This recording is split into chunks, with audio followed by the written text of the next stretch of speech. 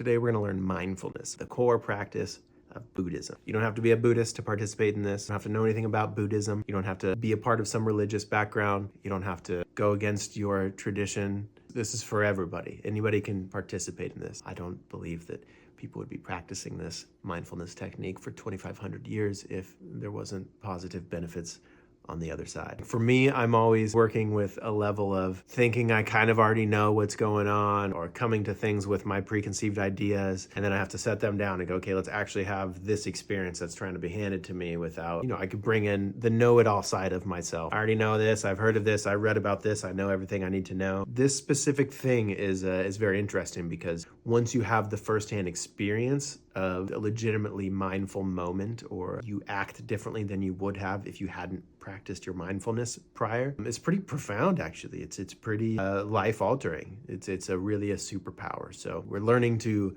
pay attention to what's really going on without judgment or bias. When we're practicing mindfulness, being a human, our mind wanders. It starts thinking about this and that, and the argument we had with our sister yesterday, and the relationship from 3 years ago that you're still kind of mad about. And there's all these, layers of human experience going on beneath the surface here. And we're practicing getting in tune with observing those things without jumping right into the waters of them, without having responses to them. There's stimulus and response, and meditation really carves out more space. It gives a little wedge between the stimulus and the response. And so our same old reactions to things, we might now have a sliver of attention before we just react to those things, before we're just caught up in our reactionary, whether it's overly emotional, or it's angry, or it's too excited, or it just doesn't match the scenario. We all have our responses that in retrospect we go, man, I kind of wish I would have responded differently, right? It's part of being a human. When we practice mindfulness, we have a little bit more space before the reaction to something that actually happens.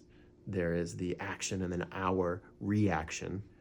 We could be dead asleep and continually having the same reaction, and then we're on the other side going, man, why did I do that thing again? Why did I say that thing again?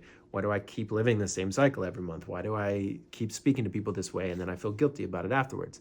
We all know the deals. We have our own versions of each of these things, right? Well, mindfulness, when we practice, it broadens that gap. It truly does.